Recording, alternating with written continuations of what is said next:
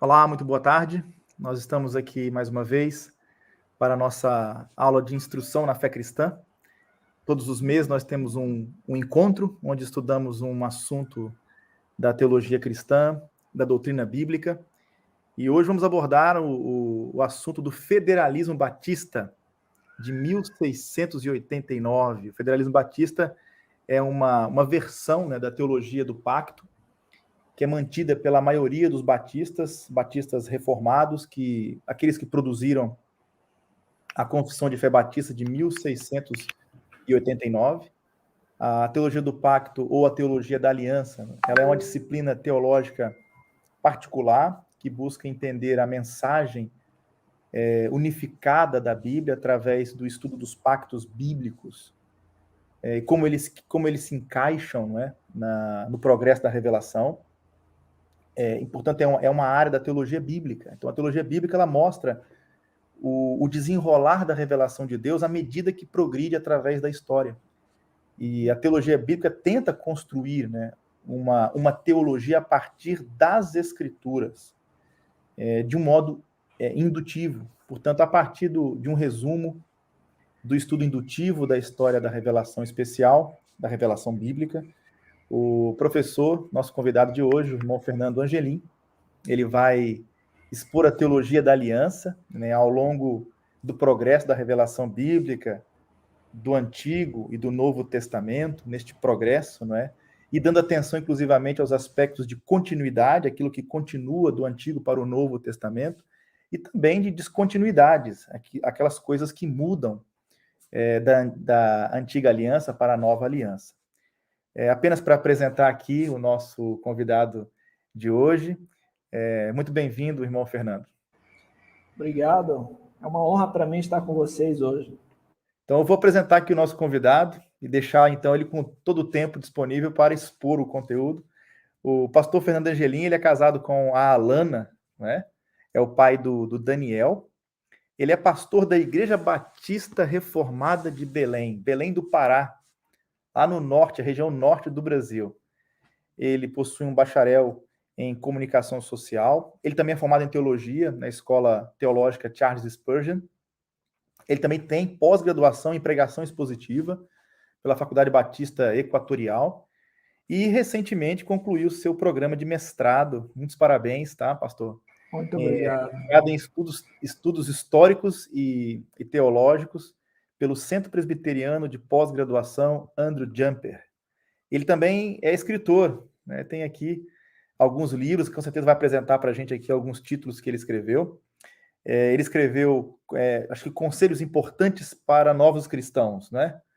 E o outro também é O Caminho da Vida e, recentemente, até há uma nova edição, Teologia Bíblica Batista Reformada. Ele está ali demonstrando ali o livro.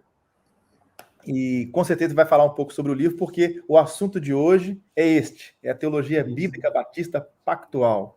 Pastor Fernando, então eu deixo agora com o irmão a palavra, o irmão avança, depois no fim, de acordo com a aula, você que está acompanhando através do Facebook ou do YouTube, mande a sua pergunta para nós, e no final da aula, nós iremos então fazer essas perguntas aqui para o professor Fernando Angelim, que certamente está preparado para responder aí os desafios aqui que os nossos queridos telespectadores e irmãos irão transmitir. Pastor Fernando, então eu deixo com o irmão a palavra, tá bem? Um grande abraço, que o Senhor abençoe e obrigado por aceitar o nosso convite.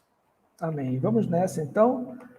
Vamos colocar o slide aqui em tela. Bom, esse é o livro que eu escrevi, Teologia Bíblica Batista Reformada. Ele é uma introdução baseada na Confissão de Fé Batista de Londres, de 1689, e nós vamos em frente aqui. Sobre a importância desse assunto, eu sempre gosto de apresentar essa frase de Charles Haddon Spurgeon. Ele disse o seguinte: a doutrina do pacto divino está na raiz de toda verdadeira teologia.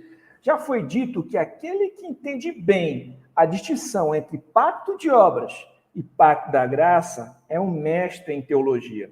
Estou convencido de que a maioria dos erros cometidos pelos homens acerca da doutrina da Escritura se deriva de erros fundamentais no que diz respeito aos pactos da lei e da graça. Isso aqui, o príncipe aqui dos pregadores, Charles Spurgeon, falando a respeito da importância desses assuntos que nós vamos estudar, que estão relacionados com essa disciplina, como o pastor apresentou, teologia bíblica.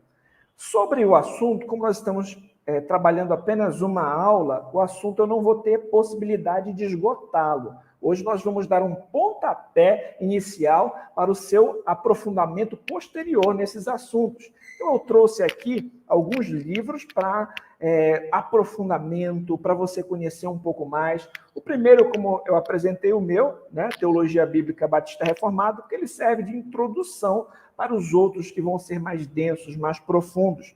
Em segundo lugar, aqui tem o livro O Mistério de Cristo, Seu Pacto e Seu Reino, de Samuel Renihan, também muito interessante o livro, com uma linguagem acessível.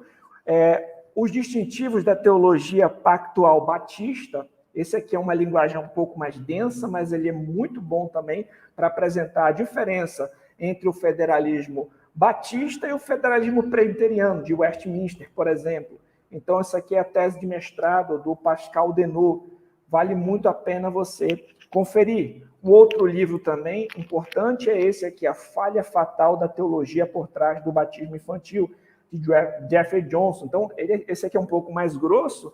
Nesse livro é interessante que, ao final, tem quase um outro livro, um livreto aqui, que é um apêndice bem grosso, só sobre continuidade e descontinuidade dos pactos divinos, né? Então, vale a pena conferir esse também, do Jeffrey Johnson. Outros eu não tenho aqui em mãos, mas tenho no computador. Esse, por exemplo, Teologia Pactual de Adão a Cristo, é um livro fenomenal, porque ele pega o livro do Nehemiah Cox, que ele vai trabalhar a respeito dos pactos que Deus fez com os homens antes da lei, e na segunda parte do livro ele trabalha a exposição de Hebreus 8, feita por John Owen. É porque o próprio Nehemiah Cox, que foi um dos que organizou ali e produziu a Confissão de Fé Batista de Londres, ele deixou de escrever sobre a Antiga e a Nova Aliança porque ele falou, olha, o Dr. Owen já escreveu tudo o que eu queria, vão até o capítulo 8 do livro dele e é isso que eu queria dizer. Então, os editores juntaram a parte em que o Nehemiah Cox fala a respeito das primeiras alianças e depois sobre a Antiga e a Nova Aliança, a parte do John Owen. Esse outro aqui embaixo, Teologia Bíblica Batista Reformada Pactual, é do Samuel Renihan, que você pode encontrar gratuito no site da editora Estandarte de Cristo. Em seguida, o Pacto de Obras, que é do Dr. Richard Barcelos, e você também encontra ele em e-book pela editora Estandarte de Cristo. E esses outros 3 livros aqui são em inglês, né? The Kingdom of God, que é do Jeffrey Johnson. Esse segundo aqui é uma coletânea, Recovering a Covenantal Heritage, algo assim. Desculpe a minha pronúncia, mas também é organizado pelo Dr. Richard Barcelos, e From Shadow to Substance, que é esse aqui, que é, se eu não me engano, é a tese de doutorado do Dr. Renihan, que também vai ter muito a nos ensinar. Então, se você quiser aprofundar nos seus estudos sobre o assunto, você pode pesquisar esses livros que eu apresentei aqui. É importante também nós conhecermos alguns batistas pactuais notáveis do passado. Como eu já mencionei, Charles Haddon Spurgeon, eu acho que todos vocês devem conhecer, Benjamin Keach, John Gill, John Bunyan, A.W. Pink, Nehemiah Cox e, principalmente, a própria Confissão de Fé Batista de 1889, ela apresenta esta posição, né? É baseado nessa confissão que nós vamos estudar essa posição. Então, esses foram defensores eram batistas, aliancistas, que eles eram defensores dessa posição e de posições semelhantes à que eu vou apresentar aqui. E, atualmente, quem são nomes conhecidos atualmente que nós podemos saber que seguem essas linhas? Aqui, alguns nomes contemporâneos do federalismo batista. Essa primeira foto aqui é o Samuel Renihan, ao lado dele, Richard Barcelos. Em seguida, um que vocês com certeza conhecem, que é o Paul Washer, né, que é um pregador que ficou muito famoso, muito conhecido. O Paul Washer também, ele é diretor de uma missão chamada Heart Cry, né? Lá embaixo, Richard Barcellos, James Renihan e Pascal Denot. Então, são alguns nomes de teólogos que têm produzido, têm publicado, têm se aprofundado nesses assuntos e com quem nós podemos também aprender bastante, né? Vamos em frente. Então, nós vamos tratar aqui, como o título do livro é Teologia Bíblica Batista Reformada, surge aquela pergunta, o que é teologia bíblica? Né? Teologia bíblica é um modo de ler a Bíblia como uma única história, de único autor divino, que culmina em quem Jesus Cristo é e o que ele fez. Então, cada parte da Escritura é entendida em relação a ele. A teologia bíblica nos ajuda a entender a Bíblia como um grande livro constituído de vários livros menores, que contam uma única e grande história. O herói, o ponto central dessa história, de capa a capa, é Jesus Cristo. Essa é a definição deste livretinho aqui, do Ministério 9 Marcas. Então, a teologia bíblica ela vai se preocupar e compreender o grande enredo das Escrituras, os 66 livros da Bíblia, como um livro só. Qual é o grande assunto que a Escritura vai tratar? Como cada parte se encaixa, como cada peça se encaixa nesse grande quebra-cabeça, nesse enredo bíblico que pode ser desenvolvido em criação, queda, redenção e consumação. Né? E nós vimos aqui esse ponto, né? Como essa história culmina em Cristo, como fala a respeito do nosso Senhor Jesus Cristo. E aqui eu trouxe uma frase de John Owen, quando ele vai dizer o seguinte, ó, esse princípio sempre deve ser retido em nossas mentes ao lermos as Escrituras, a saber que a revelação e a doutrina da pessoa de Cristo e seu ofício são o fundamento sobre o qual todas as outras instruções dos profetas e dos apóstolos para a edificação da igreja são construídas, e pelo qual elas são esclarecidas. Portanto, o próprio Senhor Jesus Cristo manifestou isso de forma geral em Lucas 24, do 26 ao 27, e Lucas 24, do 45 e 46.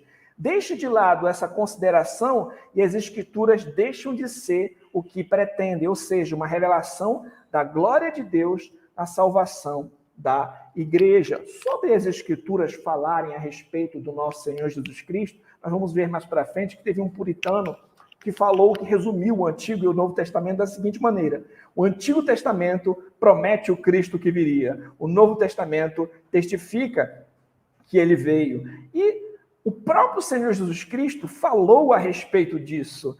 Quando nós vemos aqui que Owen mencionou Lucas 24, se nós observarmos lá, o texto bíblico vai dizer, em Lucas 24, 27, ó, começando por Moisés, discorrendo por todos os profetas, expunha-lhe o que a seu respeito constava em todas as Escrituras. Aqui o Senhor Jesus Cristo, no caminho de Emaús, falando com os seus discípulos, e expôs as Escrituras para eles, mostrando ali como todas elas falavam a seu respeito. E no verso 44, ele diz, a seguir, Jesus disse, são essas as palavras que eu vos falei, estando ainda convosco. Importava se cumprisse tudo o que de mim está escrito na lei de Moisés, nos profetas e nos salmos. Ainda noutra parte das Escrituras, o Senhor Jesus Cristo disse, examinais as Escrituras, porque julgais ter nelas vida eterna, e são elas mesmas que testificam de mim. Então, isso é muito importante nós entendermos, que toda a Escritura dá testemunho de Cristo. Não somente o Novo Testamento, o Antigo Testamento está recheado de profecias, de promessas, de sombras, de tipos, de sinais que apontavam para o nosso Senhor e Salvador, Jesus Cristo, certo? Como eu falei, que um puritano tinha uma frase célebre sobre o assunto, esse foi William Ames. Ele falou, o Antigo e o Novo Testamento podem ser resumidos a essas duas coisas. O Antigo promete o Cristo que viria, o Novo testifica que ele veio. Né? Então vamos em frente. Agora nós vamos trabalhar um pouco sobre este grande enredo das Escrituras e sobre alguns termos teológicos que nós encontramos, sobretudo na Confissão de Fé Batista de 1689. O que é um termo teológico? Um termo teológico é um termo que ele vai resumir alguma doutrina que é encontrada nas Escrituras, mas esse termo em si não precisa necessariamente estar expresso literalmente nas Escrituras. Por exemplo, o termo trindade. Você não encontra esse termo na Escritura, trindade. Mas quando você estuda o ensino bíblico geral a respeito da pessoa de Deus, você vai perceber que só existe um Deus e esse Deus é triuno. Ele é Pai, Filho e Espírito Santo.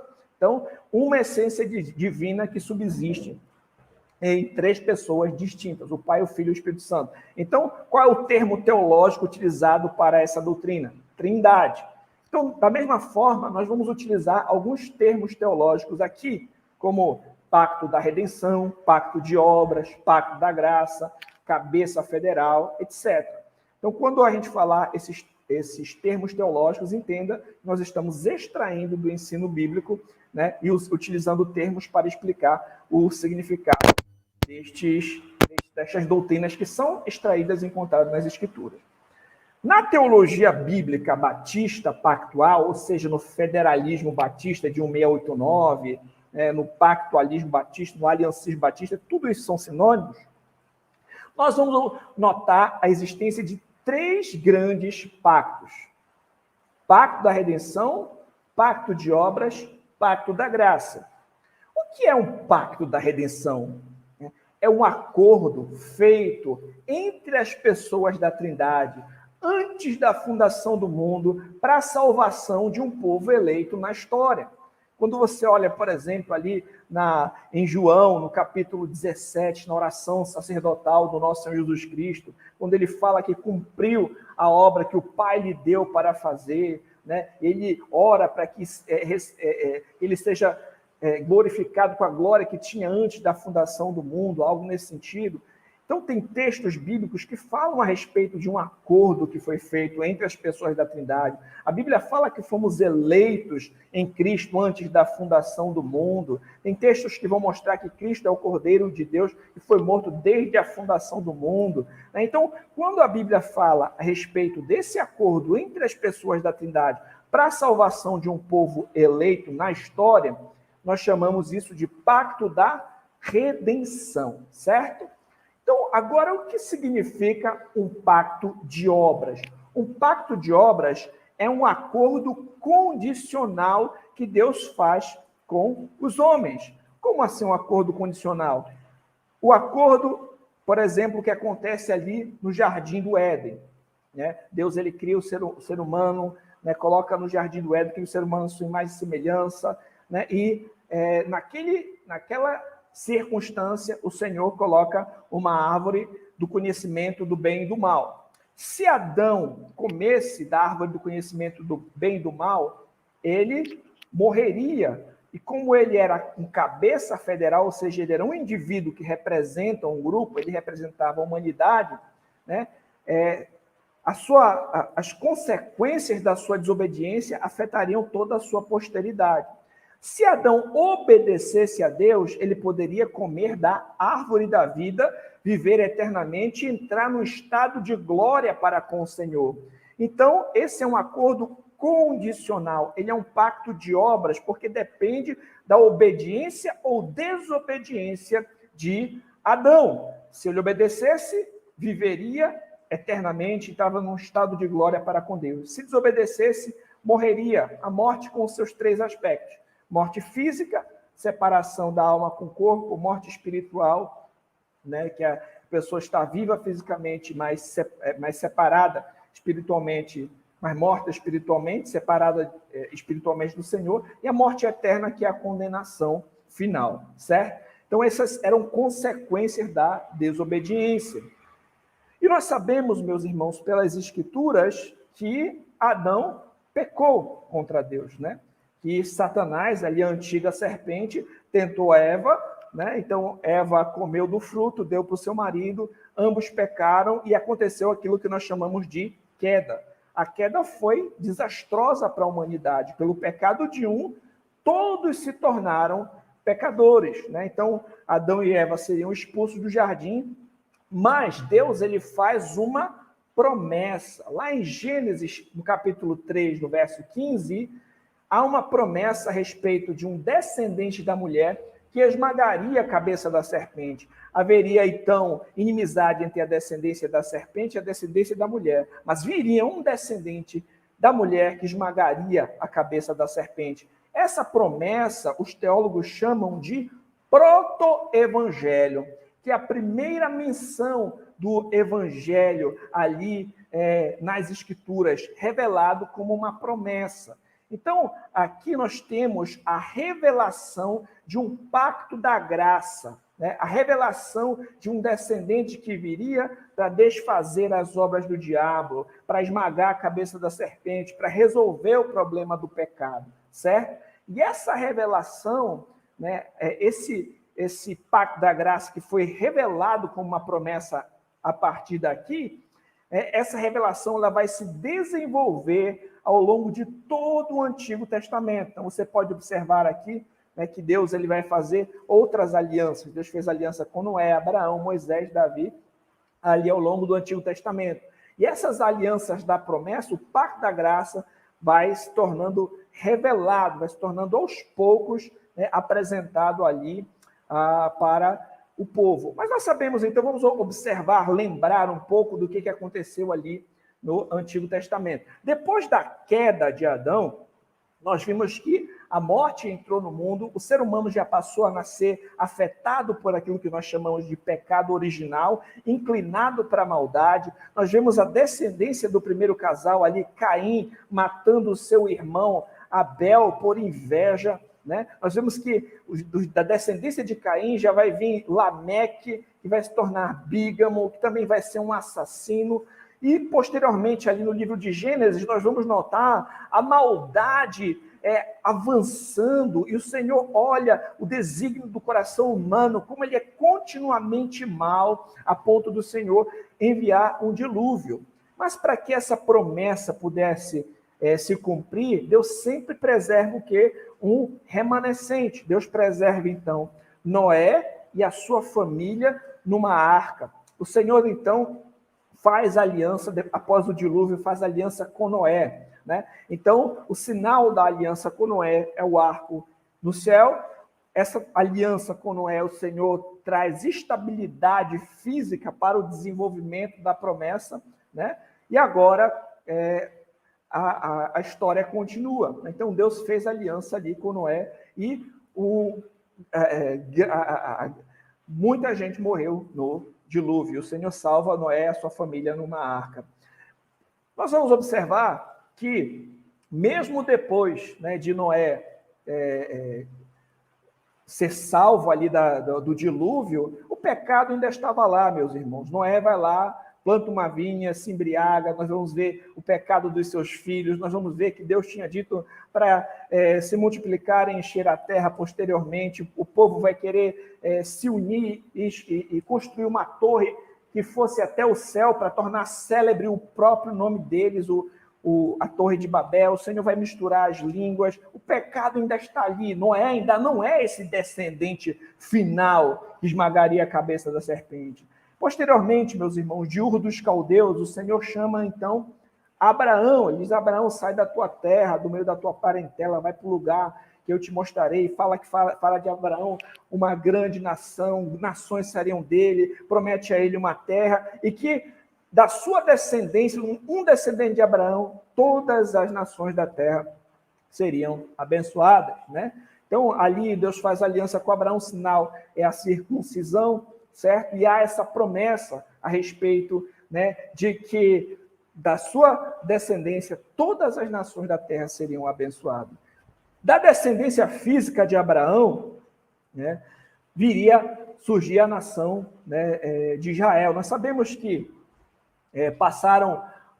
anos se passaram, o povo hebreu ficou cativo, né, no Egito, e o Senhor, então, levanta Moisés, com quem também seria o mediador ali daquela aliança, da antiga aliança com a nação de Israel, né? Então, o Senhor levanta Moisés para tirar o povo do cativeiro egípcio, o Senhor, né, faz aliança com aquela nação mediada ali por Moisés, certo? Aquela nação vem da descendência física de Abraão, né? Então o Senhor lembra também das promessas que foram feitas a Abraão. Aquele povo são descendentes físicos de Abraão, né? E naquela aliança, né, o Senhor, então, estabelece todo aquele sistema levítico. O Senhor dá a eles também os 10 mandamentos. O Senhor estabelece ali, né, o sistema levítico, os sacrifícios, aquela teocracia, né, tinham leis civis, leis cerimoniais, leis morais que regiam a nação de Israel sob a antiga aliança. Então tinha toda aquela figura do tabernáculo, que tinha, né, o átrio, a parte de fora, tinha o santo lugar, o santo dos santos, a arca da aliança, as tábuas da lei lá dentro, né? Tinham leis civis que conduziam aquele povo, tinha aquela figura do sumo sacerdote que só ele podia entrar no santo lugar, né? Não sem sangue, uma vez por ano. Então, todas essas coisas ali também, elas, de certa forma, prefiguravam o Messias que haveria de vir. E, posteriormente, Deus faria aliança com Davi, né? E Deus promete que um descendente de Davi assentaria no trono para sempre. Vamos observar até aqui, meus irmãos, todas essas alianças que Deus fez aqui, de uma forma super resumida, né?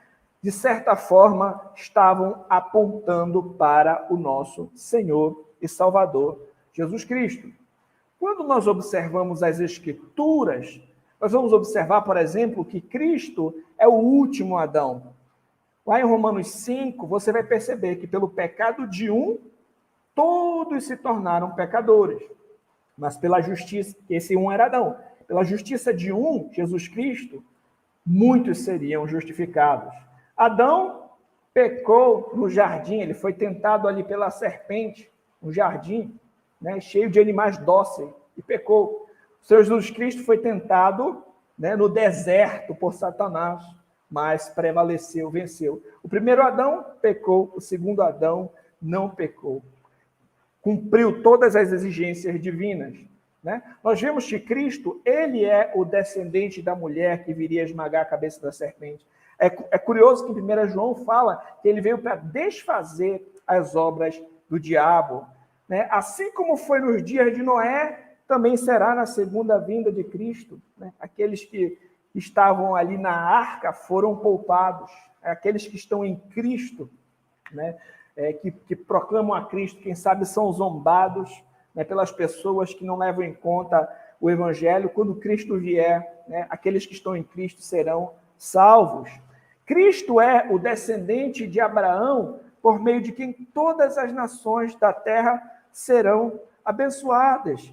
Nós vamos observar, por exemplo, lá em Gálatas, no capítulo 3, se você, na sua casa, puder abrir comigo, esse texto vale a pena nós considerarmos. Abra comigo.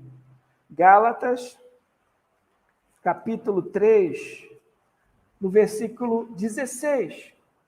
O texto diz assim: ora, as promessas foram feitas a Abraão e ao seu descendente. Não diz e aos descendentes, como se falando de muitos, porém, como de um só, e ao teu descendente, que é Cristo. Então, Cristo é o descendente de Abraão, por meio de quem todas as nações da terra seriam abençoadas, né? E é interessante que mais para frente vai dizer, no verso 29, e se sois de Cristo, também sois descendentes de Abraão e herdeiros segundo a promessa. Então, aquela promessa a respeito de um descendente, por meio de quem todas as nações da terra seriam abençoadas, culminaria no nosso Senhor Jesus Cristo. E aqueles que estão em Cristo, né, herdam as bênçãos espirituais prometidas. Nós vemos, por exemplo, que todo o sistema levítico, por exemplo, preparava também a chegada do Messias. Toda a antiga aliança servia como uma grande seta que apontava para o nosso Senhor Jesus Cristo. A antiga aliança, ela era uma aliança nacional, ou seja, era com a nação de Israel. A antiga aliança era uma aliança condicional, de forma semelhante, se o povo obedecesse, era abençoado, se desobedecesse, era amaldiçoado. A antiga aliança era uma aliança mista, tinham tanto crentes quanto descrentes naquela aliança.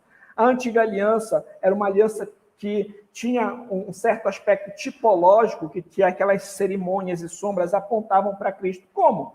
Por exemplo, como eu falei, né? Imagina aquela figura do tabernáculo. Né?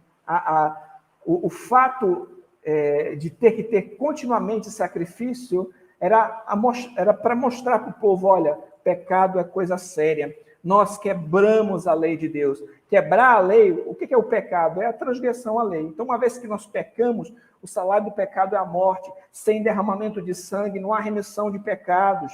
Né? É necessário, então, um sacrifício que deve ser feito. Vocês precisam também de um sumo sacerdote, ou seja, de alguém para interceder entre vocês e Deus. Né?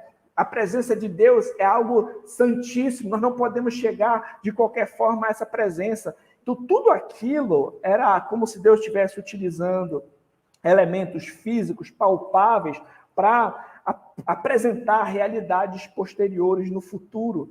E, além disso, aquela aliança também preservava a própria semente, a descendência do Messias. Né? Então, todas aquelas leis cerimoniais serviam de sombra que apontavam para Cristo. O que é uma sombra? Por exemplo, se você vê a sombra de uma pessoa, essa sombra anuncia que ela está vindo. Né? Então, você olha uma luz e vê a sombra. Isso está anunciando, tem alguém vindo aí. Mas uma vez que a pessoa chega, você pode falar direto com a pessoa. Aquelas leis cerimoniais, aqueles sistema levítico, ele servia de sombra que apontava para o nosso Senhor Jesus Cristo. As leis civis serviam para governar ali a nação sob uma teocracia. Mas o ponto é que Cristo é o cumprimento, era para onde aquilo tudo apontava. Você vai observar, por exemplo, que quando João Batista olha para Jesus, ele o chama de quê? Eis o Cordeiro de Deus que tira o pecado do mundo. Você vai observar Paulo chamando o Senhor Jesus Cristo de nosso Cordeiro Pascal. Você vai observar também, né, em Hebreus, mostrando que Cristo é um perfeito sumo sacerdote, que ele não adentrou simplesmente no Santo dos Santos do tabernáculo terrestre, ele está à destra de Deus, intercede por nós. Então, tudo aquilo apontava para realidades superiores, apontava para o nosso Senhor e Salvador, Jesus Cristo. Né? E, meus irmãos, não só isso, o Antigo Testamento está cheio de tipos. O que é um tipo? É alguma instituição, um personagem, uma pessoa ali no Antigo Testamento que apontava para alguém superior a ele mesmo que viria no passado. Por exemplo, o Antigo Testamento fala a respeito do maná, o pão que o Senhor alimentou o povo no deserto. Jesus Cristo vai falar, eu sou o pão da vida, em João 6. No Antigo Testamento você vai observar, por exemplo, que quando o povo foi picado por serpentes, Moisés orou a Deus e depois o Senhor o orientou e ele erigiu uma serpente de bronze, que o povo olhava para aquela serpente e era curado das suas enfermidades físicas. A Escritura vai dizer que assim como Moisés erigiu a serpente no deserto, o Filho do Homem, Jesus Cristo, seria levantado para que todo o que nele crê não pereça, mas tenha a vida eterna. A Escritura vai falar, por exemplo, que assim como Jonas passou 3 dias e 3 noites no ventre do peixe, o Filho do Homem foi morto, sepultado, ao terceiro dia ressuscitou. Né? Então, a gente vai observar todo o Antigo Testamento repleto de sombras, de tipos, de sinais que apontavam para Cristo. A nação de Israel era como se fosse um andaime na construção de um prédio. Né? Então, Deus, por exemplo, um andaime, você utiliza ele para construir um prédio, mas uma vez que o prédio é construído, você desmonta e guarda o andaime. Né? Então, você vai entrar agora no prédio. Então, tudo aquilo apontava para o Senhor Jesus Cristo. E, por fim, meus irmãos, a aliança com Davi, o Senhor prometeu que um descendente de Davi assentaria no trono para sempre. E, observando o Novo Testamento, eu peço que você abra agora Atos no capítulo 2. Atos capítulo 2, aí na sua casa. texto bíblico vai dizer o seguinte. Atos 2.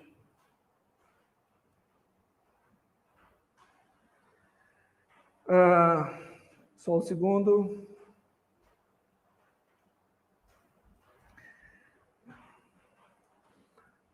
Tá.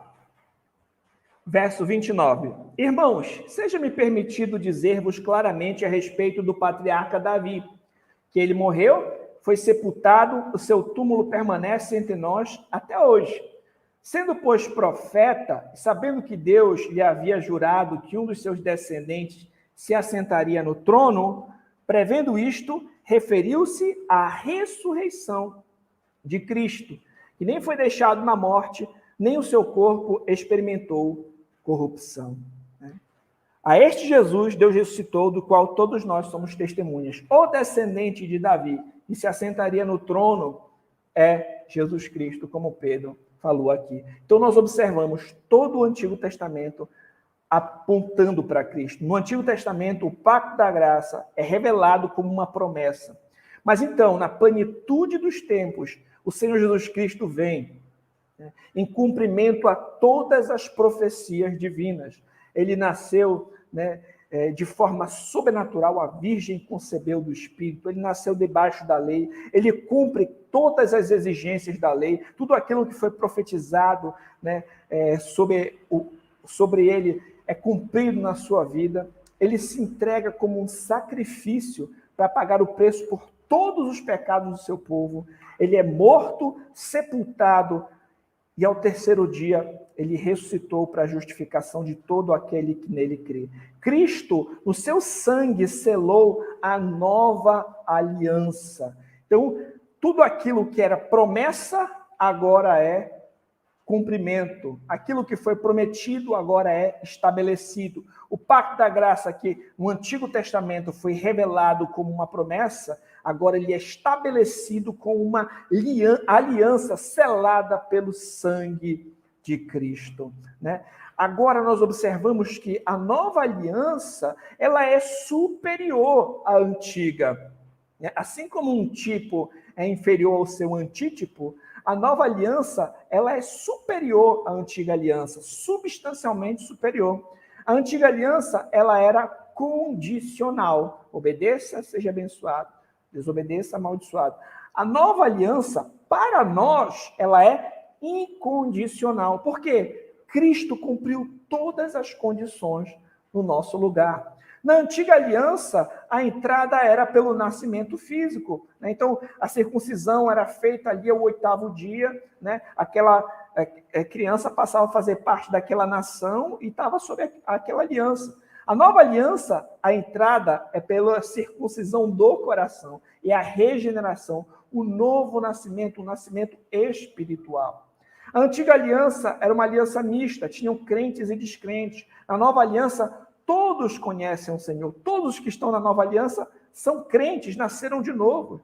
Na antiga aliança, a lei, ela mostra o problema do pecado, mas não resolve o problema do pecado. Na nova aliança, nós somos salvos, a salvação, o problema do pecado é resolvido. Cristo proporciona uma expiação perfeita, de uma vez por todas, para pagar o preço por nossos pecados.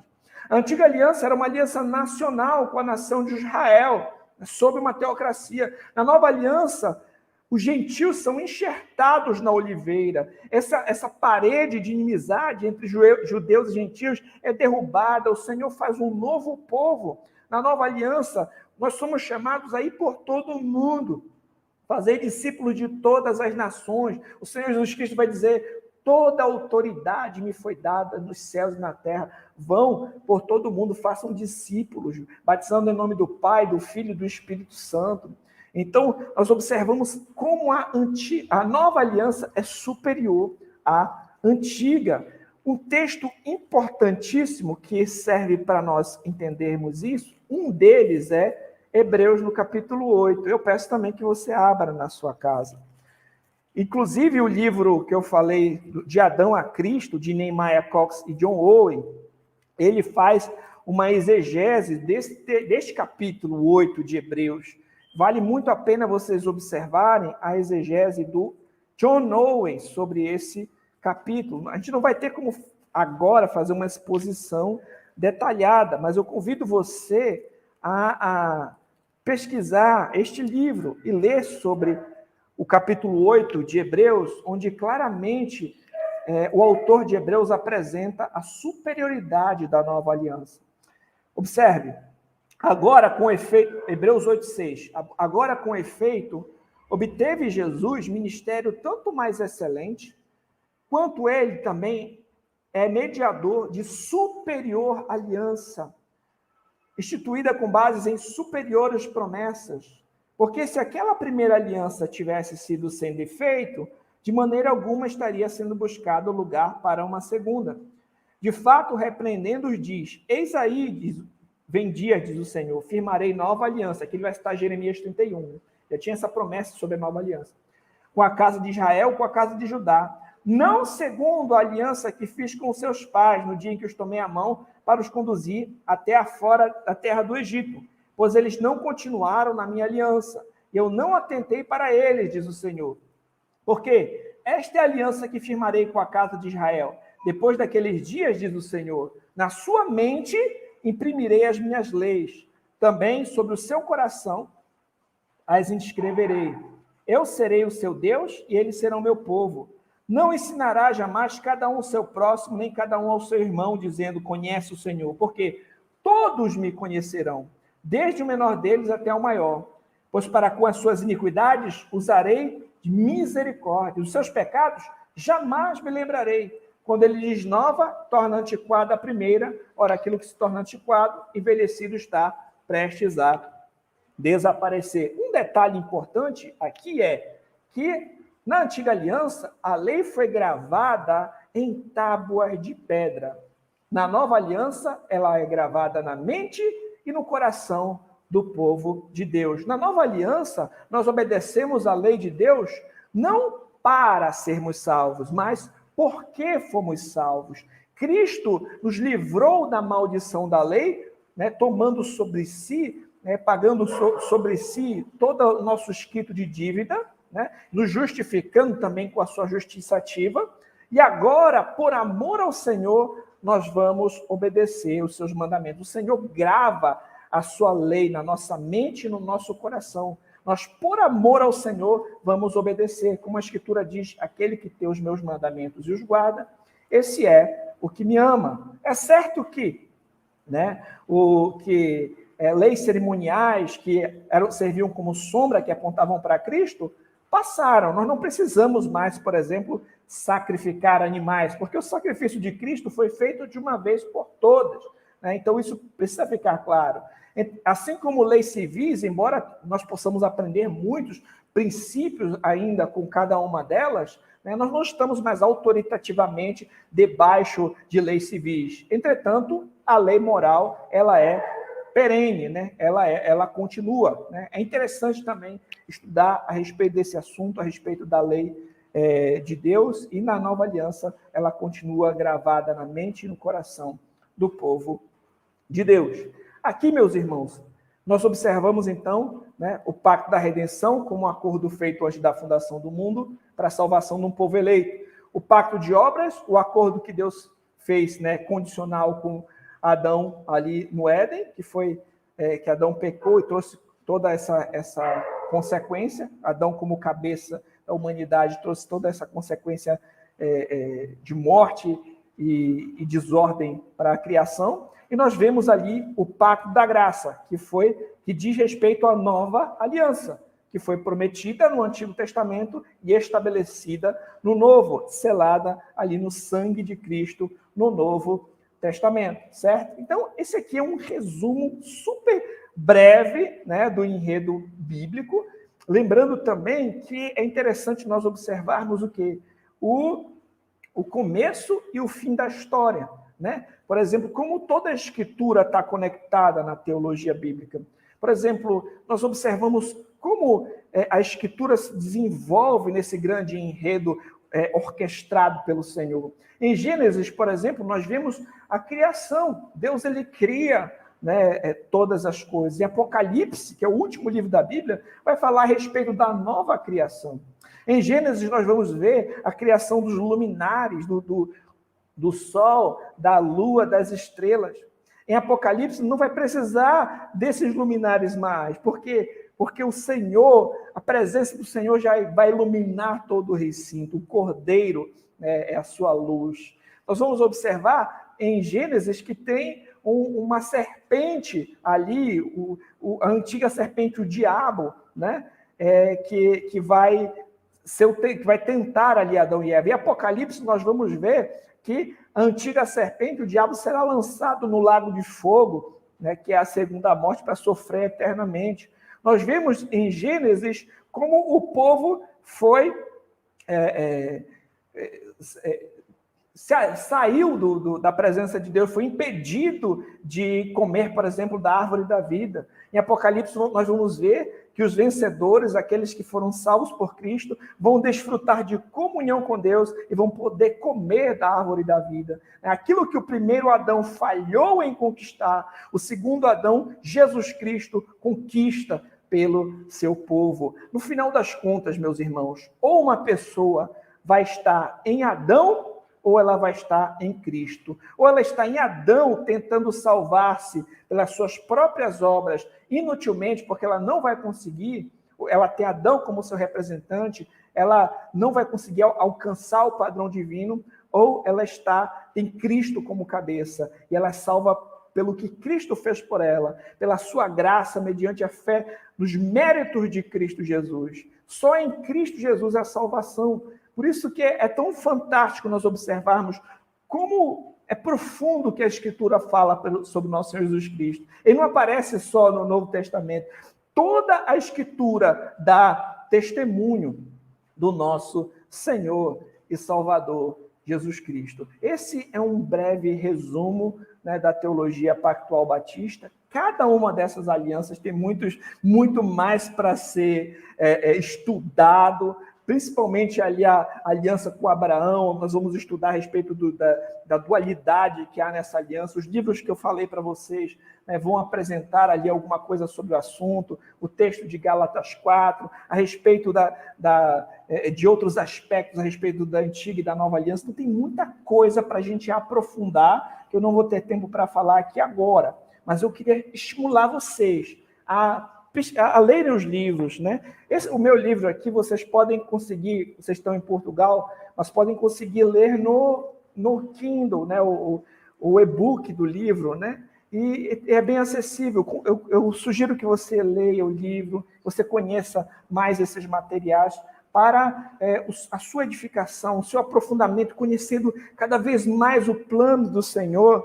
E assim como Paulo disse lá em Romanos, no capítulo 11, ao estudar a respeito da obra de Deus, você possa dizer isso aqui: ó profundidade da riqueza, tanto da sabedoria como do conhecimento de Deus.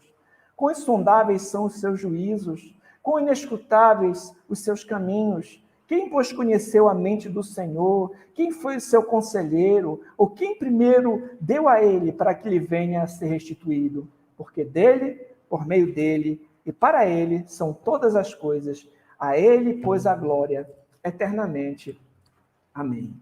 Então é isso, meus queridos irmãos. Agora nós vamos ter um momento, daqui a pouquinho, de perguntas e respostas, mas para concluir, eu queria ler o capítulo 7, né, no parágrafo 3 da nossa confissão de fé, sobre o que ela fala a respeito, né, desse enredo bíblico sobre o Pacto da Graça, sobre a Nova Aliança, etc.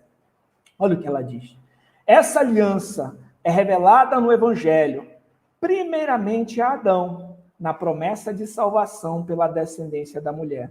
E depois, por etapas sucessivas, até que a sua plena revelação foi completada no Novo Testamento. E é fundada naquela transação pactual eterna que houve entre o Pai e o Filho para a redenção dos eleitos. E é somente pela graça dessa aliança que todos da posteridade do caído Adão, que já foram salvos, obtiveram a vida e a bem-aventurada imortalidade. O homem é agora totalmente incapaz de ser aceito por Deus naqueles termos em que Adão permanecia em seu estado de inocência. Então, meus irmãos, o nosso tempo fica aqui, ó, tem esse outro gráfico que resume, você pode encontrar no Estandarte de Cristo também, esse gráfico aqui, que resume o que foi dito aqui. Tem o do livro do Pascal Denot, né, para resumir, ó, que é o Pacto da Graça na Antiga Aliança revelado, a Nova Aliança concluído, a Antiga Aliança envolvia somente Israel, na Nova Aliança todas as nações, né, ele é revelado desde de Gênesis 3:15, e o Pacto das Obras aqui.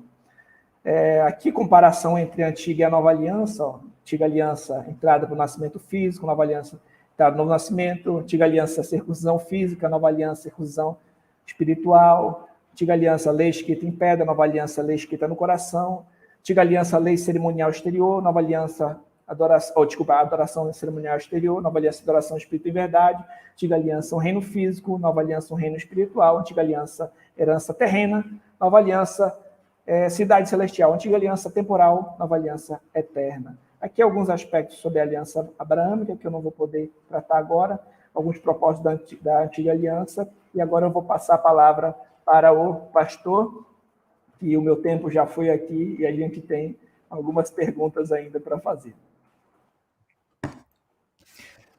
Bem, eu estava a acompanhar a aula, e enquanto o professor Fernando fazia a exposição do enredo histórico redentor, deste progresso da revelação, eu estava aqui a ler aqui no livro, que foi inclusivamente o último livro do pastor Alexandre Júnior. O doutor Alexandre Júnior publicou esta obra recentemente em Portugal, e nos apêndices ele tem aqui a Confissão de Fé Batista de 1689, portanto, nós aqui em Portugal que querem aprofundar o conhecimento da Confissão de Fé Batista de 1689, pode adquirir esta obra, Cristianismo Bíblico, do Dr. Manuel Alexandre Júnior, que está a acompanhar online conosco, eu já vi. Está aí a acompanhar. Bem, enquanto o professor aqui, Fernando, fazia a exposição, eu corri lá no capítulo 7 da Confissão e reparei que ele reproduziu na íntegra o parágrafo 3º do capítulo 7, né? Exatamente. E eu tenho aqui, antes daquelas perguntas que eu tinha combinado com ele, eu fiquei curioso agora durante a aula, vou fazer uma pergunta aqui com relação a este progresso da revelação. Eu compreendi bem que o que ele quis dizer no tocante a 3 alianças na linguagem teológica, né, nessa formulação teológica para resumir o conteúdo do todo da Escritura, quer dizer, o pacto da redenção, seria um pacto eterno, não é? Um pacto entre o Pai, o Filho e o Espírito Santo. Então, é um pacto intratrinitário. Está ali numa relação entre o Pai, o Filho e o Espírito Santo. Isso aconteceu entre as pessoas da Trindade, né? E tem o pacto das obras, que está relacionado àquele pacto da criação, lá no Éden, antes da queda, o pacto pré-queda, antes da queda do homem no pecado, tem um pacto ali, não é? Que foi feito com Adão e Eva lá no Jardim do Éden, não é? E depois o pacto da graça, que é após a queda do homem, ao invés de Deus destruir o homem, Deus faz uma aliança de graça. Seria isso. Ele, na verdade, inicia uma promessa de graça. É isso que você colocou. Eu vou chegar lá na distinção. Tá. O que eu percebi aqui. Depois eu percebi... A pergunta é o seguinte, pastor Fernando. Esse pacto com Adão, depois Noé, Abraão, Moisés, Davi e o Senhor Jesus. O irmão vê essas etapas sucessivas, como está na Confissão de Fé, o capítulo 7, né, o parágrafo 3º, como sendo cumulativas. Este progresso é cumulativo ou são etapas distintas? Uma coisa distinta da outra? Não, eu entendo que são cumulativas. As alianças do Antigo Testamento são cumulativas. Quem trabalha bastante sobre isso aqui é o Pascal Denot, nesse livro aqui. Então, ele trabalha, né, as alianças, que inclusive em Efésios chama de alianças da promessa, né, como cumulativas, né? Tanto que alguns chamam a antiga aliança, muitos autores, da aliança mosaica somente, né? mas o Pascal Denot ele vai pegar todo esse período do Antigo Testamento chamando de Antiga Aliança como uma coisa só. Né? Então, ele vai entender como alianças cumulativas, nas quais o pacto da graça é revelado ao longo delas, né? Mas ele só é estabelecido como uma aliança formal na nova aliança em Cristo. Então, apenas para a questão... Agora eu vou partir para a teologia sistemática. É o que vai acontecer aqui, porque essa linguagem teológica bem tão elaborada já parte para a sistematização, não é? Por exemplo, o pacto da graça, portanto, é a mesma coisa que a nova aliança? Na perspectiva batista, sim. O pacto da graça é a nova aliança, que no Antigo Testamento é revelada como uma promessa, e no Novo Testamento ela é estabelecida como uma aliança em si. E ela também irrompe do pacto da redenção, claro. Exatamente. Né? Ela é o cumprimento, então, daquele... É a realização histórica, é isso? Histórica, exato. É o pacto da redenção acontecendo na história. Né? Muito legal. Tá bem amarrado, não tem nada faltando aí. A questão aqui agora é qual é a distinção entre o pacto das obras e o pacto da graça? Qual é a distinção real entre essas duas coisas? Bom, o pacto das obras é um acordo condicional. Né? Eu acho que isso que é muito importante a gente entender. Condicional, né? No qual, se você obedece, você é abençoado. Se você desobedece, você é amaldiçoado. Adão desobedeceu. Então, nós já não conseguimos, nem por nós mesmos, é impossível nós conseguirmos obedecer perfeitamente. Mesmo que você seja, ele é um cara bonzinho, ele fez boas ações, caridade, você jamais vai conseguir atingir esse padrão. Era necessário de alguém cumprir isso perfeitamente no seu lugar. E esse alguém é o segundo Adão, que é Jesus Cristo, né? Que ele se coloca debaixo da lei de Deus, ele vem e cumpre todas as exigências divinas e no seu sangue estabelece ali a nova aliança, que é um pacto da graça. Por que é um pacto da graça? Por que esse nome é utilizado? Por quê? Porque não depende das nossas obras, depende das obras de Cristo. Para nós é graça, é favor imerecido. Pela graça sois salvos mediante a fé, isso não vem de vós, é dom de Deus, não de obras para que ninguém se glorie. Né? Então, o pacto da graça, ele é, para nós, incondicional. Ele, de fato, garante para nós perdão, salvação. Né? Uhum. Então, essa é uma das diferenças assim, essenciais em relação ao pacto de obras e o pacto da graça. O irmão não consegue ver graça lá, não, antes da queda? Por exemplo, sim, ao Deus colocar o casal num jardim, dando todas as dádivas ali. Não, o ponto é a gente entender o significado nesse caso porque, assim, se ele obedecesse esse pacto, ele receberia aquilo que a glorificação, né? Então, nesse sentido, toda aliança divina, em algum nível, consiste em graça. Mas o termo teológico obras é utilizado no sentido de ser condicional. É nesse sentido, entendeu? É no sentido, talvez, que antes da queda não havia necessidade de redenção. Então, bastava cumprir aquilo. Exato. Quer dizer, então, que nós, hoje, não podemos mais obedecer a Deus naqueles termos, porque já estamos caídos, não é? É isso que a confissão fala literalmente, né? Que naqueles termos é impossível. Fantástico, fantástico. Exatamente, pastor. O que, na verdade, eu queria agora colocar aqui, porque a gente deu um tema aqui para a aula de hoje, que a pessoa chega e fica assim, o que quer dizer isso, né? Que é isso, né? Federalismo. O que é federalismo? Porque federação, o irmão mora no Brasil, o Brasil é uma federação de estados, não é? Sim. Então, o federalismo, ele pensa numa federação de estados e tal. Que linguagem é essa? Isso até desperta o interesse e curiosidade nas pessoas de o que é o federalismo batista. Será que é uma federação dos batistas que querem, né, implementar a nova denominação? E não tem nada disso, né? Federalismo tem a ver com essa ideia de cabeça federal, não é?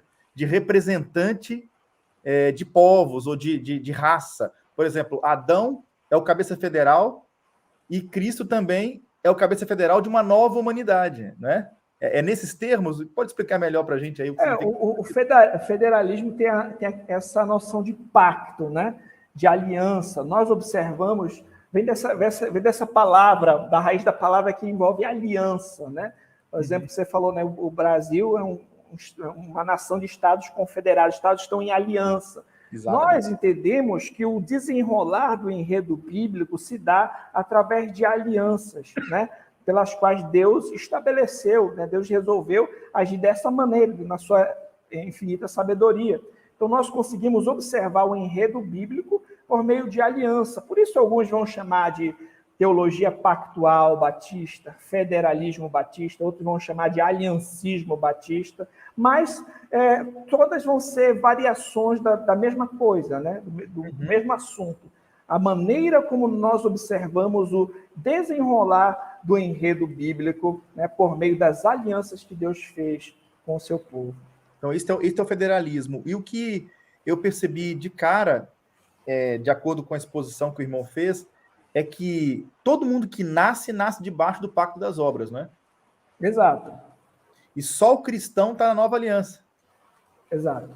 Aquele que creu em Jesus, aquele que se arrependeu dos seus pecados e creu, aquele que é eleito de Deus, ele está no pacto da graça, não é? Ele está na nova aliança. Isso. Então, de certa forma, nós somos salvos somente pelas obras, não pelas nossas, né? Não pelas nossas, pelas de Cristo. Exato. Então, Cristo é o segundo Adão, no sentido em que ele cumpriu todas as exigências do pacto das obras. E aqui que vem a pergunta. Qual a diferença agora? Jesus cumpriu o quê? O pacto das obras ou o pacto mosaico? Ou as duas coisas? Porque também, você citou aqui o caso do Adão que pecou no paraíso e Jesus que obedeceu num deserto. Sim, eu entendo que Cristo cumpriu o pacto da redenção, o acordo que ele fez com o Pai antes da fundação do mundo, que envolvia tudo isso. Envolvia nascer debaixo da lei, cumprir todas as exigências. Então, o que Cristo cumpriu foi o pacto da redenção, que envolvia, né, nascer debaixo da lei, cumprir todas as exigências da lei, estabelecer a nova aliança. Né? Então, ele cumpriu tudo. Cumpriu tudo. Isso que é importante, é isso, não é?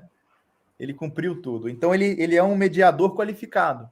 Então, neste caso, nós estamos nesta nova aliança por causa da obra do nosso mediador, nosso único mediador, que é Jesus.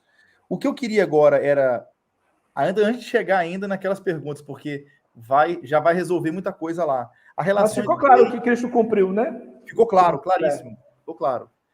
Até porque a linguagem de João 17, tu me destes, e eles são teus, quer dizer, aquela linguagem de eu entrego para ti, eu cumpro a obra que me deste para cumprir, está muito claro no Evangelho de João mesmo, e está muito forte lá. O que eu queria agora perguntar é a relação de lei e evangelho, porque o irmão falou aqui que, de fato, os elementos tipológicos, as sombras, né, aquelas figuras e até as promessas, tudo que está na lei, no tocante aos aspectos cerimoniais do culto levítico, do calendário da lei, o calendário litúrgico da dieta e tudo isso isso aponta para Cristo. Exato. Né? Colossenses ali, né? Colossenses 12. Isso cumpriu, então, mas a lei continua. Agora, nesta nova realidade, na nova aliança, eu como cristão, né, qual é a minha relação com a lei? Qual é a diferença entre lei e evangelho? Qual é o cuidado que eu tenho que ter nessa relação de lei e de evangelho? Essa é a pergunta. Tá. Como nós vimos ali, tem tanto na Escritura, nós vamos encontrar tanto aspectos de continuidade, quanto aspectos de descontinuidade, né? Por exemplo, nós já falamos a respeito da lei cerimoniais e da lei civil, certo? Falamos que as leis cerimoniais, elas passaram, elas como uma sombra apontavam para Cristo. Nele nós encontramos o antítipo delas, né? O cumprimento delas, então nós não precisamos sacrificar animais, etc. As leis civis serviam como leis que norteavam aquela nação, mas podem ter princípios para nós, mas nós não estamos debaixo dessas leis autoritativamente. Mas a lei moral, ela é perene. Como assim? Né? O ser humano, se a gente observar, por exemplo, ali em Romanos, no início de Romanos, fala a respeito, né, que todo ser humano, mesmo aqueles que não tiveram conhecimento da lei revelada, expressa, escrita, todo ser humano ele tem alguma noção a respeito da lei moral. Todo ser humano ele está debaixo de uma lei moral eterna, né, que Deus estabeleceu. Porque o que é a lei? O que é o pecado, por exemplo? O pecado é a transgressão à lei. Então, mesmo antes da antiga aliança, por exemplo, quando Caim matou Abel, ele estava transgredindo uma lei. Ele estava cometendo um pecado. Ele não tinha ali as 2 tábuas dizendo não matarás. Mas quando ele vai contra a sua consciência, contra, né, a ordem divina e mata o seu irmão, ele está pecando. Claro. Assim como todos os outros pecados antes mesmo da aliança sinaítica, da lei, né? Então, assim, a lei moral, ela é perene. O ser humano, ele já tem ela, né, ele já nasce com ela dentro de si. Agora, na nova aliança, essa lei não é revogada, abandonada.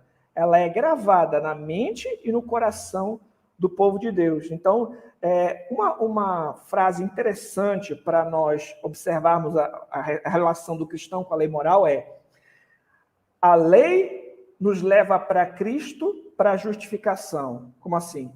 Eu olho para a lei, o que é que eu vejo? Eu sou um pecador. Quem de nós nunca mentiu? Quem nunca desobedeceu os pais? Quem nunca falou o nome do Senhor em vão?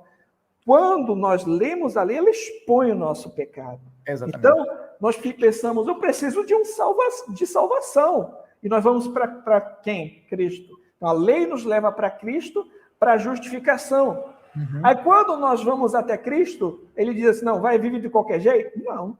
Aquele que tem os meus mandamentos e os guarda, esse é o que me ama. Cristo nos leva à lei para a santificação. Então, a lei nos leva a Cristo para a justificação, Cristo nos leva à lei para a santificação. Nós vamos obedecer os mandamentos agora por amor. Então, entendendo que tudo aquilo que Deus orientou é para o nosso próprio bem.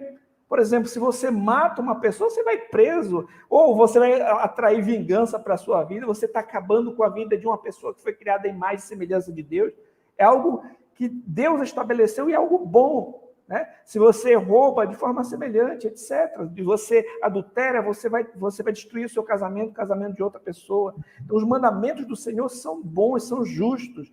O crente obedece não para tentar se salvar por meio deles, mas como a sua conduta de vida, por amor àquele que o amou primeiro.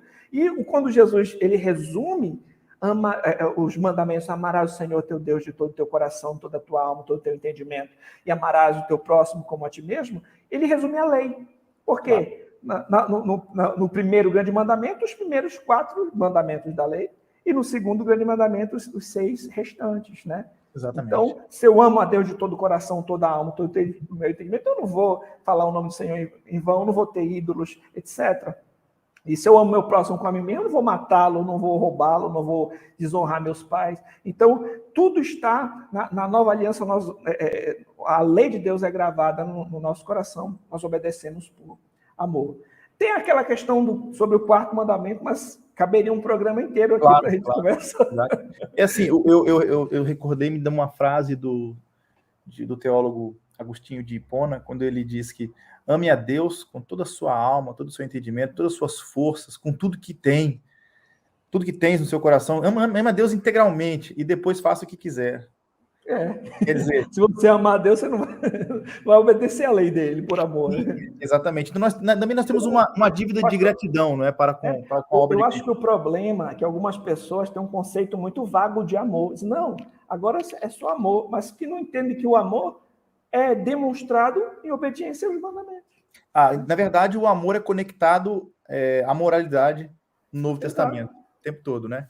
Agora, há uma pergunta que foi feita pelo João Pedro. O João Pedro Preto fez uma pergunta e está relacionada ali, eu acho que é em Hebreus, até é grande aqui a pergunta, sobre a teologia pactual no livro de Hebreus, que foi feito por presbiterianos. Então, uma abordagem, certamente, de Westminster, né?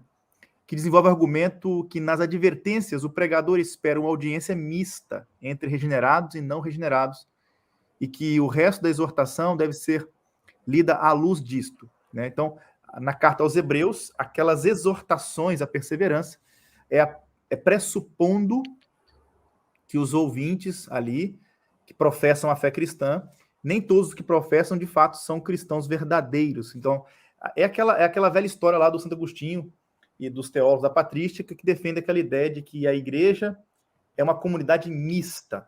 E da forma como o irmão defendeu hoje,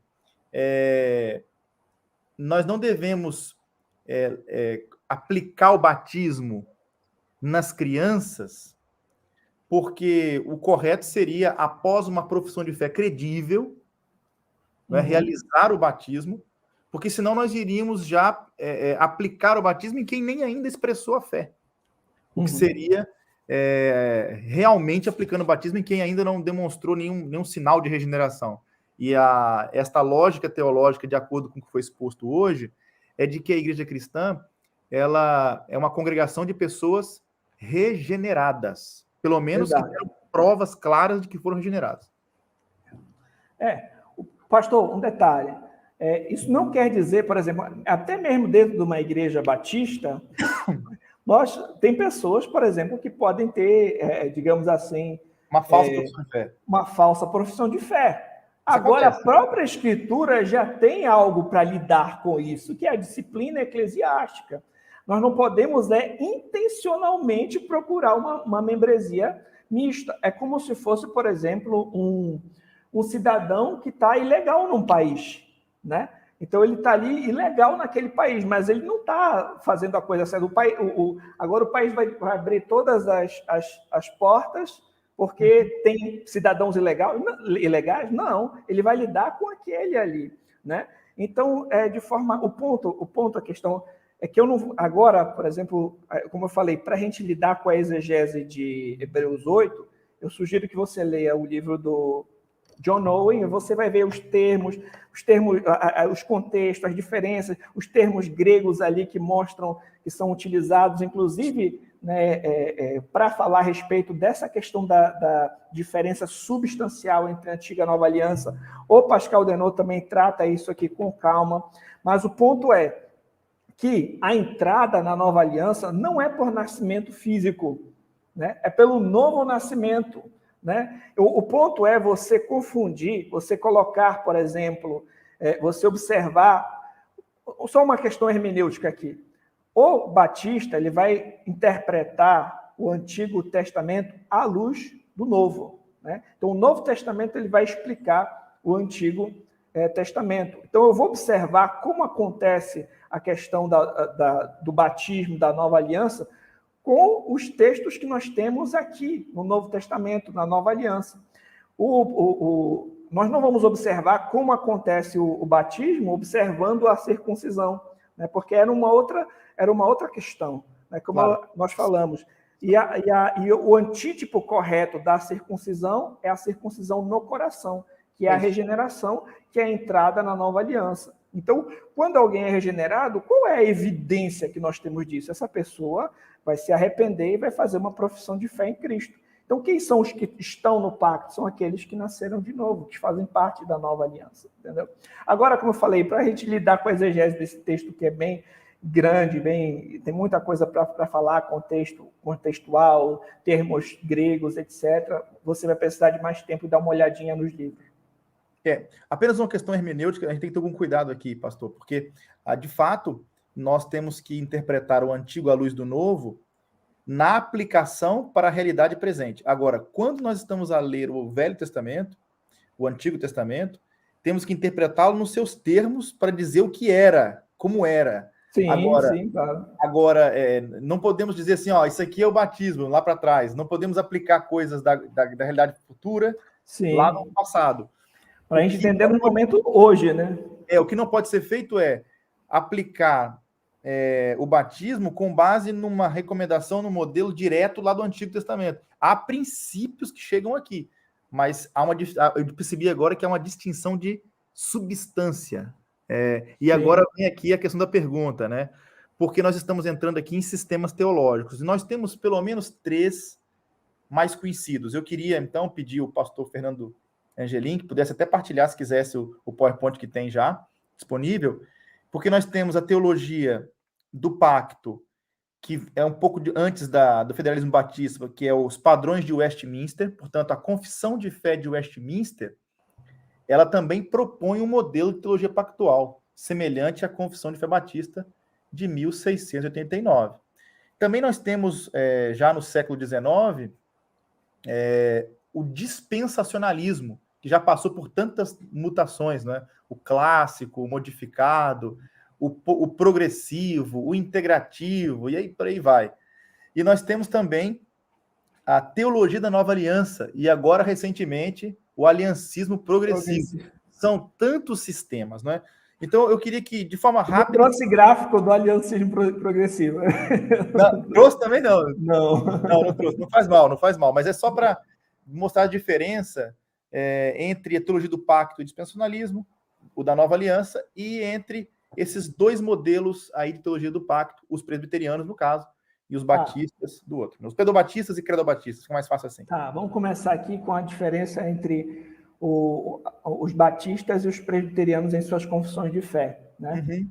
Então, os batistas, como vocês perceberam, vão entender que o pacto da graça, ele é a mesma coisa que a nova aliança, que foi revelado no Antigo Testamento como uma promessa e é estabelecido como uma aliança formalmente estabelecida na nova aliança.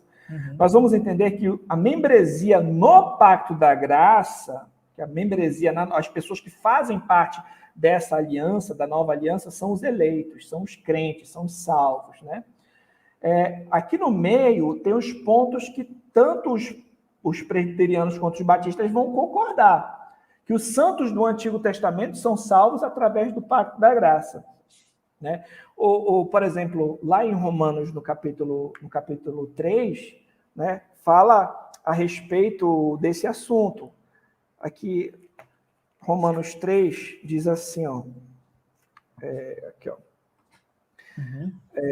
25, ó, a quem Deus propôs no seu sangue com propiciação mediante a fé, para manifestar a sua justiça por ter Deus, na sua tolerância, deixados impunes os pecados anteriormente cometidos, tendo em vista a manifestação da sua justiça no tempo presente, para ele mesmo ser justo e justificador daquele que tem fé em Jesus. Então, o preço pelo pecado de todos, dos crentes, tanto do Novo Testamento quanto do Antigo Testamento, foram pagos na cruz de Cristo, né? Então, se eu não me engano, tem uma frase de John Owen que é mais ou menos assim, né? Ninguém nunca foi salvo senão em virtude da nova aliança dos benefícios de Cristo para tanto. Então, todos os crentes do Antigo Testamento criam na promessa a respeito do Cristo que viria, os crentes do Novo Testamento creem no Cristo que já veio, já estabeleceu a nova aliança e vai voltar. Todos são salvos por meio de Cristo. Então, os batistas e presbiterianos vão concordar com isso. E vão concordar também com o pacto de obras, né, ali, pré-lapsariano. Qual é o ponto de diferença, então, agora, na visão pedobatista? Porque eles vão entender que no pacto da graça, né, todas aquelas alianças, né, do Antigo Testamento, que a gente pode chamar de Antiga Aliança, e a Nova Aliança, são administrações da mesma aliança, ou seja, não há distinção substancial entre a Antiga e a Nova Aliança. É como se fosse a mesma coisa, só que numa outra administração, por assim dizer. Então, não tem uma diferença substancial. Então, por isso eles vão observar, por exemplo, então aqui a circuncisão era o 8º dia, então aqui o batismo vai ser era dos bebês ao 8º dia, então aqui o batismo ele também pode acontecer dessa maneira. Nossos bebês, eles fazem parte de alguma forma ali desse pacto, né? Eles estão na aliança, porque na antiga aliança era assim. Então não tem uma diferença muito substancial entre uma coisa e outra, são administrações do mesmo pacto. Além disso, há uma membresia congregacional, ou seja, quem é que faz parte do pacto da graça?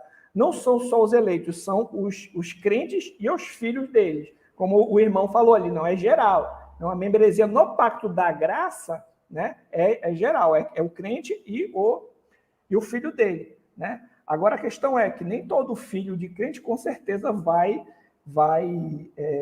ser crente também, né? Pode ser que no futuro ele não venha se arrepender, crer em Cristo e venha abandonar. Então, ele fica numa situação assim.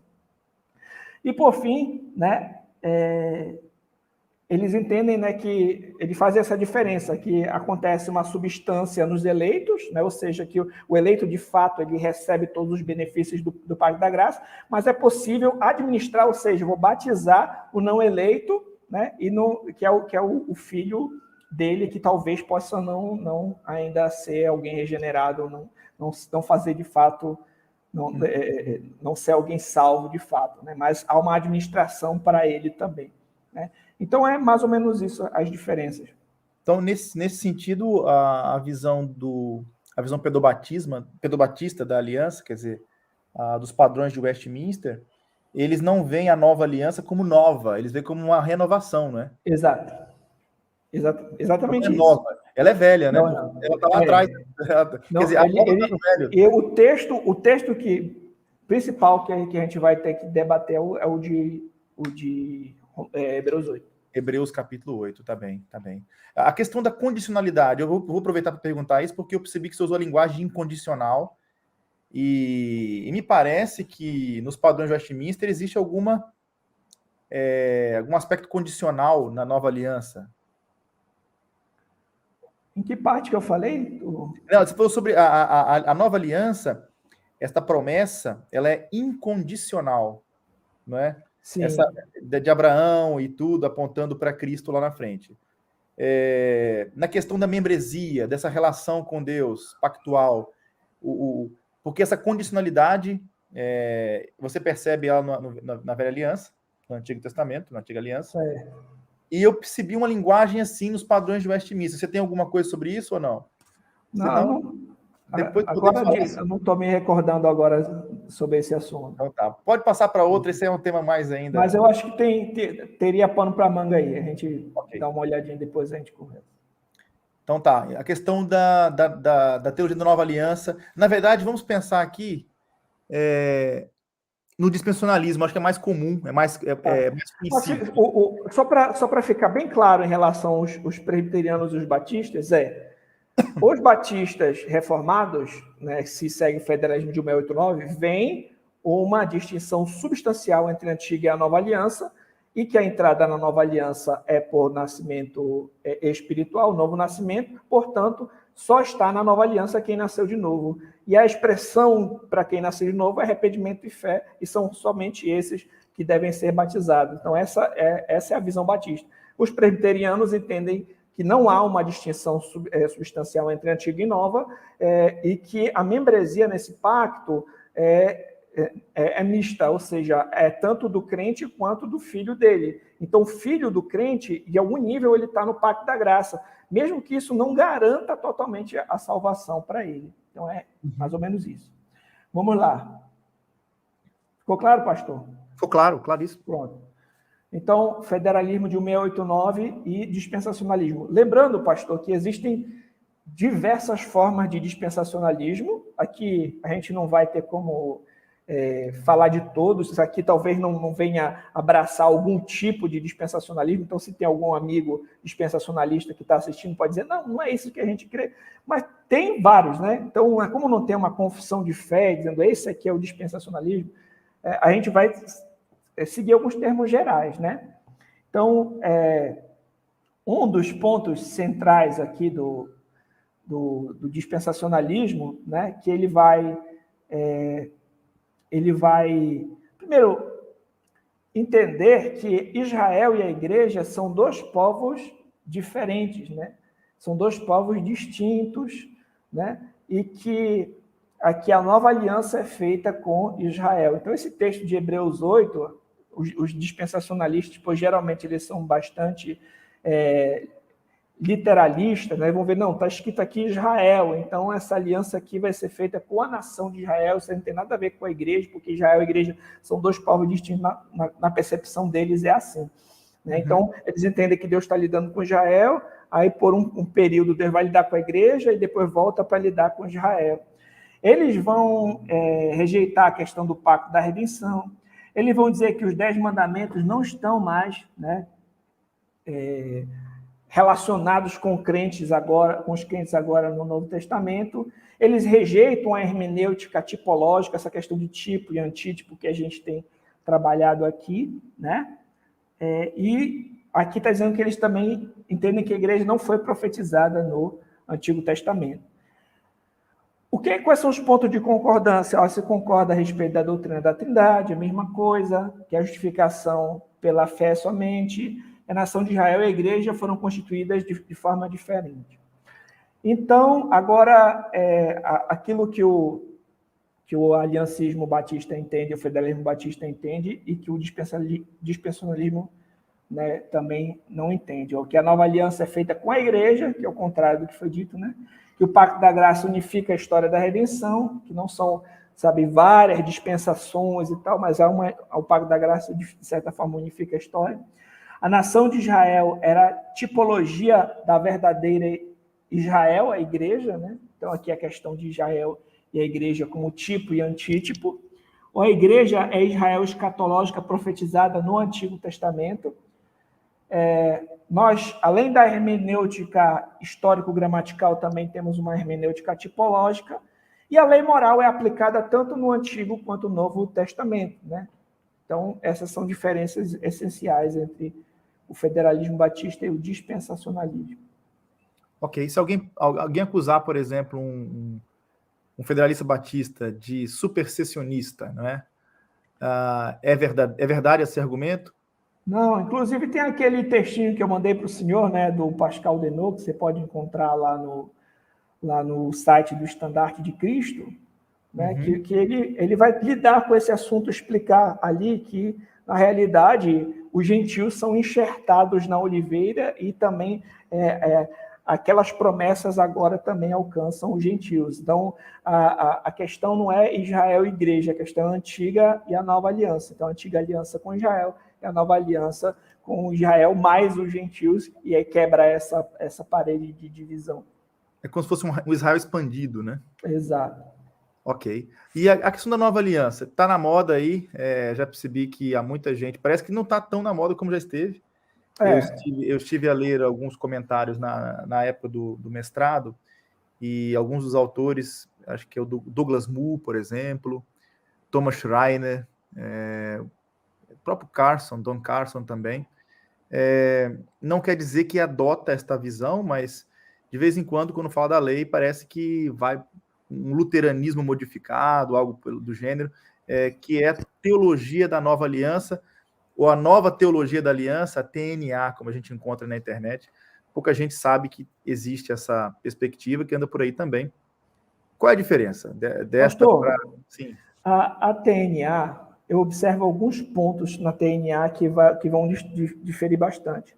Um deles eles não vão observar essa tripartição da lei que a gente apresentou, entre leis civis, cerimoniais e morais. Não, a lei é uma coisa só. Sendo uma coisa só, se uma parte dela passou, tudo passou, né? Então, eles não vão ver essa questão de que há tanto aspecto de continuidade quanto descontinuidade, né, relacionados à lei, mas como uma coisa só.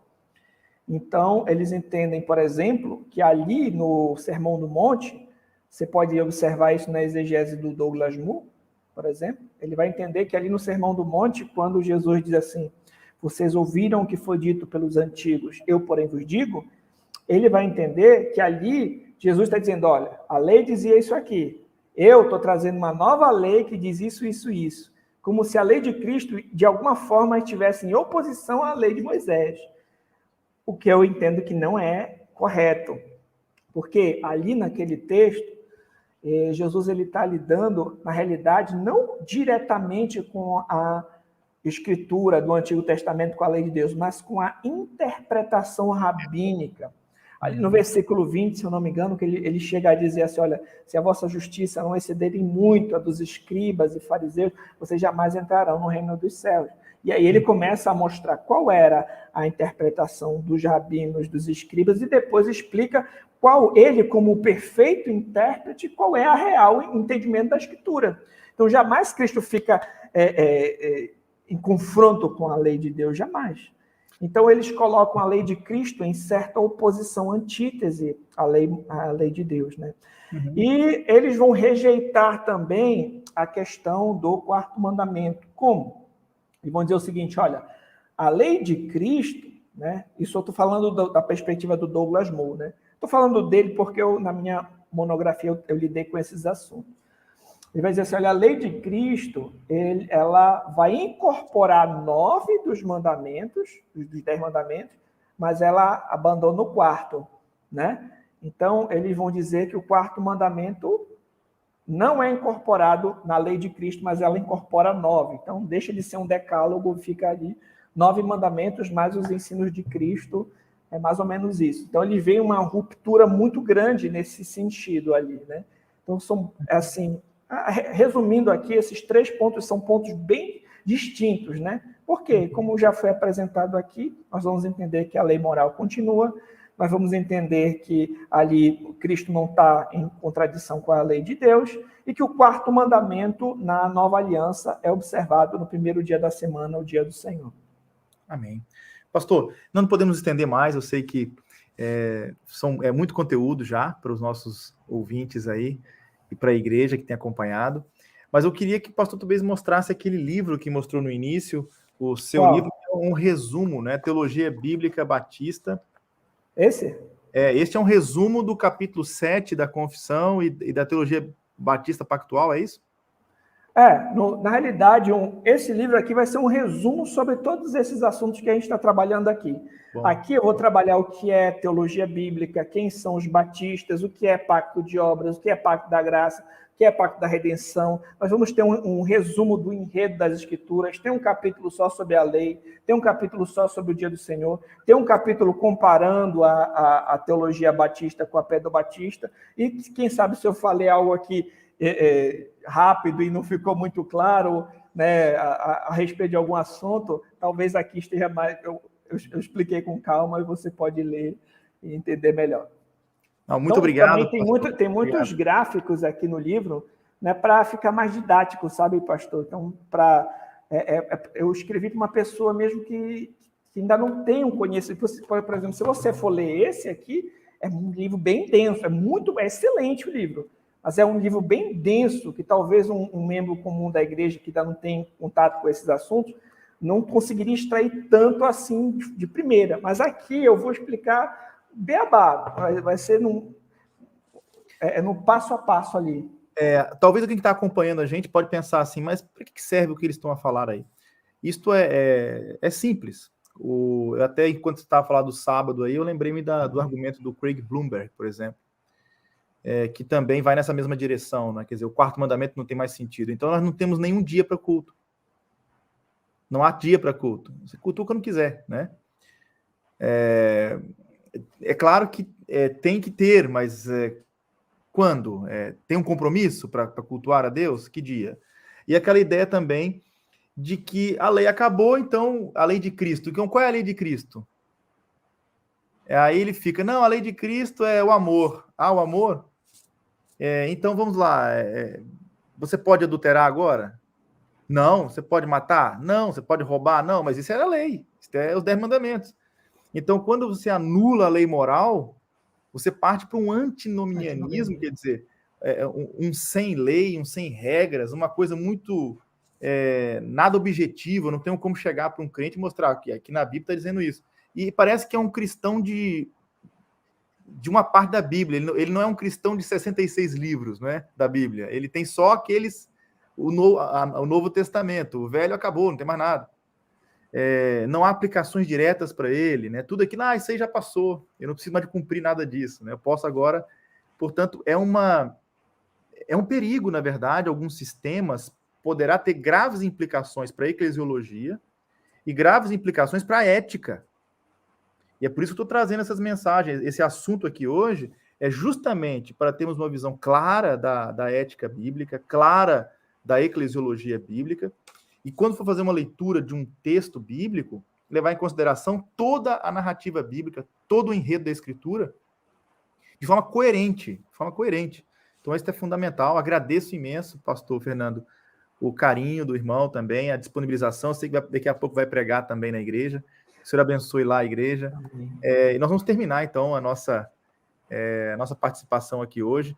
Que o Senhor abençoe a todos os irmãos que estão acompanhados aí através do Facebook, do YouTube também. E um abraço, pastora família, tá bem? E também para os nossos irmãos da Igreja Batista em Belém do Pará, não é? Amém. Muito obrigado por tudo, pelo privilégio, pela oportunidade. Desculpe se algo não ficou muito claro. Depois vocês vão nos livros aí. E que Deus abençoe grandemente. Muito obrigado por tudo, pastor. Então, tchau. Vamos cair agora com a live, tá bem? Um grande abraço para todos. O Senhor nos abençoe.